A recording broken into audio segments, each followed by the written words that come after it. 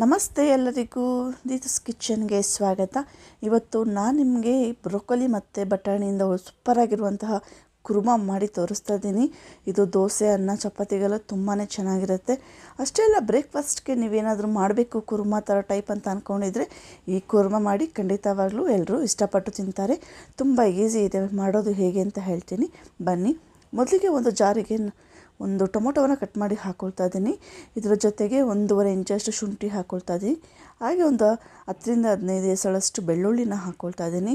ಇದರ ಜೊತೆಗೆ ಸ್ವಲ್ಪ ಪುದೀನ ಸೊಪ್ಪು ಹಾಕ್ಕೊಂಡು 1 ಟೇಬಲ್ ಸ್ಪೂನಷ್ಟು ಚಿಲ್ಲಿ ಪೌಡರನ್ನು, ಖಾರದ ಪುಡಿಯನ್ನು ಹಾಕ್ಕೊಂಡು ಸ್ವಲ್ಪ ನೀರು ಹಾಕ್ಕೊಂಡು ಮೊದಲಿಗೆ ಈ ಮಿಶ್ರಣವನ್ನು ನಾವು ಸ್ವಲ್ಪ ಮಿಕ್ಸಿಲಿ ಪೇಸ್ಟ್ ಮಾಡಿ ಇಟ್ಕೋಬೇಕಾಗತ್ತೆ. ನೈಸಾಗಿ ಪೇಸ್ಟ್ ಮಾಡಿ ಇಟ್ಕೊಳ್ಳಿ. ಈಗ ರೆಡಿ ಇದೆ ಮಸಾಲೆ. ನೆಕ್ಸ್ಟ್ ಒಂದು ಕಡಾಯಿಗೆ ನಾನು ಸ್ವಲ್ಪ ಎಣ್ಣೆಯನ್ನು ಹಾಕ್ಕೊಳ್ತಾ ಇದ್ದೀನಿ. ಇದಕ್ಕೆ ಒಂದು ಅರ್ಧ ಟೇಬಲ್ ಸ್ಪೂನಷ್ಟು ಸೋಂಪನ್ನು ಕೂಡ ನಾನು ಹಾಕ್ಕೊಳ್ತಾ ಇದ್ದೀನಿ. ತುಂಬ ಈಸಿ ಇರುತ್ತೆ ನೋಡಿ. ಬ್ರೇಕ್ಫಾಸ್ಟ್ ಅಂತ ಏನಾದರೂ ಮಾಡಬೇಕು ಅಂತ ಅಂದ್ಕೊಂಡಿದ್ರೆ ಈ ರೀತಿ ಮಾಡಿ ತುಂಬಾ ಚೆನ್ನಾಗಿರುತ್ತೆ. ಹಾಗೆ 2 ಏಲಕ್ಕಿ, ಒಂದು ಸ್ವಲ್ಪ ಚಕ್ಕೆಯನ್ನು ತಗೊಂಡು ಸ್ವಲ್ಪ ಬಿಸಿ ಆದಮೇಲೆ ಇದಕ್ಕೆ ಒಂದು ಮೀಡಿಯಮ್ ಸೈಜ್ ಈರುಳ್ಳಿನ ಕಟ್ ಮಾಡಿ ಹಾಕ್ಕೊಳ್ತಾ ಇದ್ದೀನಿ. ಈರುಳ್ಳಿ ಸ್ವಲ್ಪ ಕಲರ್ ಚೇಂಜ್ ಆಗೋ ತನಕ ನಾವು ಈ ರೀತಿ ಹುರ್ಕೋಬೇಕಾಗತ್ತೆ. ನೆಕ್ಸ್ಟ್ ಇದು ಸ್ವಲ್ಪ ಕಲರ್ ಚೇಂಜ್ ಆದಮೇಲೆ ಇದಕ್ಕೆ ನಾವು ರುಬ್ಬಿಟ್ಕೊಂಡಿರುವಂತಹ ಮಸಾಲೆಯನ್ನು ಹಾಕ್ಕೊಳ್ತಾ ಇದ್ದೀನಿ. ನೋಡ್ತಾ ಇರ್ಬೋದು, ನೀಟಾಗಿ ಮಸಾಲೆ ಏನಿದೆ ಅದು ಹಾಕ್ಕೊಳ್ಳಿ. ಚೆನ್ನಾಗಿ ಮಿಕ್ಸ್ ಮಾಡ್ಕೋಬೇಕಾಗತ್ತೆ. ಹಸಿ ಮಸಾಲೆ ಸ್ಮೆಲ್ ಹೋಗೋ ತನಕ ನಾವು ಈ ರೀತಿ ಚೆನ್ನಾಗಿ ಮಿಕ್ಸ್ ಮಾಡ್ಕೊಳ್ಳಿ. ಇದನ್ನು ನಾವು 1-2 ನಿಮಿಷ ಲೋ ಫ್ಲೇಮ್ ಇಟ್ಕೊಂಡು ಚೆನ್ನಾಗಿ ನೀಟಾಗಿ ಮಿಕ್ಸ್ ಮಾಡ್ಕೊಳ್ಳಿ.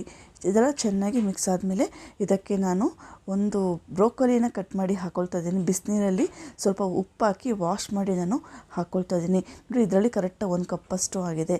ಬ್ರೋಕೊಲಿನ ಹಾಕ್ಕೊಂಡು ಚೆನ್ನಾಗಿ ಇದರ ಜೊತೆಗೆ ನಾನು ಸ್ವಲ್ಪ ಬಟಾಣಿಯನ್ನು ಕೂಡ ಹಾಕ್ಕೊಳ್ತಾ ಇದ್ದೀನಿ. ತುಂಬ ಟೇಸ್ಟಿಯಾಗಿರುತ್ತೆ. ಅಷ್ಟೇ ಅಲ್ಲ, ತುಂಬ ಹೆಲ್ದಿಯಾಗಿರುತ್ತೆ ಈ ರೆಸಿಪಿ. ಈ ರೀತಿ ನೀಟಾಗಿ ಚೆನ್ನಾಗಿ ಮಸಾಲೆ ಬ್ರೋಕೊಲಿ ಮತ್ತು ಬಟಾಣಿ ಹಿಡಿಯೋವರೆಗೂ ನೀಟಾಗಿ ಮಿಕ್ಸ್ ಮಾಡ್ಕೊಳ್ಳಿ. ಇವಾಗ ಇದಕ್ಕೆ ನಾನು ಒಂದು ಅರ್ಧ ಟೇಬಲ್ ಸ್ಪೂನಷ್ಟು ಉಪ್ಪನ್ನು ಕೂಡ ಹಾಕ್ಕೊಳ್ತಾ ಇದ್ದೀನಿ. ಸ್ವಲ್ಪ ಉಪ್ಪು ನೋಡಿಕೊಂಡು ಹಾಕ್ಕೊಳ್ಳಿ. ಈ ರೀತಿ ಉಪ್ಪು ಆದಮೇಲೆ 1/4 ಟೇಬಲ್ ಸ್ಪೂನಷ್ಟು ಅರಿಶಿಣವನ್ನು ಹಾಕ್ಕೊಳ್ತಾ ಇದ್ದೀನಿ. ಇವೆರಡನ್ನು ಚೆನ್ನಾಗಿ ಹಾಕಿ ಮಿಕ್ಸ್ ಮಾಡ್ಕೊಳ್ಳಿ.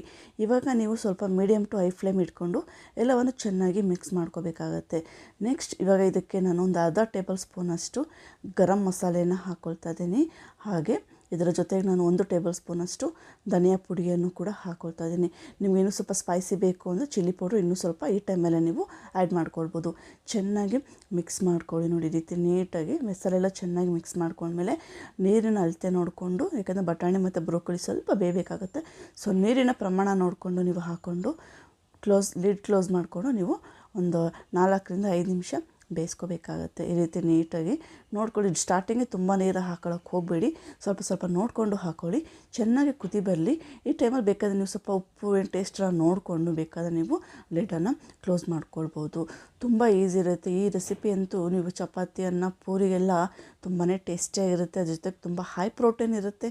ಖಂಡಿತವಾಗ್ಲೂ ಮಕ್ಕಳು ಕೂಡ ಇಷ್ಟಪಟ್ಟು ತಿಂತಾರೆ. ನಿಜವಾಗ್ಲೂ ನೋಡಿ, ಈ ರೀತಿ ರೆಡಿಯಾಗಿದೆ. ಇವಾಗ ನೋಡಿ, ಪರ್ಫೆಕ್ಟಾಗಿ ಬೆಂದಿದೆ. ಸ್ಮೆಲ್ ಕೂಡ ಹಾಗೆ ಒಳ್ಳೆ ಫ್ಲೇವರ್ ಕೊಡ್ತಾಯಿದೆ. ಚೆನ್ನಾಗಿ ಮಿಕ್ಸ್ ಮಾಡ್ಕೊಳ್ಳಿ. ನೋಡಿ, ಈ ರೀತಿ ರುಚಿಯಾದ ಬ್ರೋಕೊಲಿ ಬಟಾಣಿ ಕುರ್ಮಾ ರೆಡಿಯಾಗಿದೆ. ಕೊನೆಯಲ್ಲಿ ಸ್ವಲ್ಪ ಕೊತ್ತಂಬರಿ ಸೊಪ್ಪು ಹಾಕಿಬಿಟ್ರೆ ಪೂರಿ, ದೋಸೆಗೆ, ಚಪಾತಿಗೆ ಈ ಕುರ್ಮಾ ಬೊಂಬಟ್ಟಾಗಿ ರೆಡಿಯಾಗಿದೆ. ನೋಡಿ, ಈ ರೀತಿ ನೀಟಾಗಿ ಮಿಕ್ಸ್ ಮಾಡ್ಕೊಳ್ಳಿ. ಇವಾಗ ಸರ್ವ್ ಮಾಡೋದು ಒಂದು ಬ್ಯಾಲೆನ್ಸ್. ಈ ರೆಸಿಪಿ ನಿಮಗೆ ಹೆಲ್ಪ್ ಆಗಿದ್ದರೆ ಈಗಲೇ ಲೈಕ್ ಮಾಡಿ. ಈ ರೆಸಿಪಿ ನಿಮಗೆ ತುಂಬ ಇಷ್ಟ ಆಗಿದ್ದರೆ ಈಗಲೇ ಕಮೆಂಟ್ ಮಾಡಿ.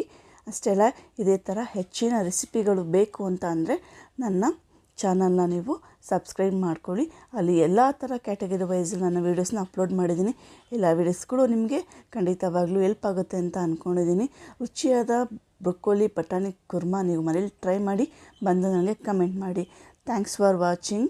Please subscribe Deethu's kitchen for more beautiful recipes.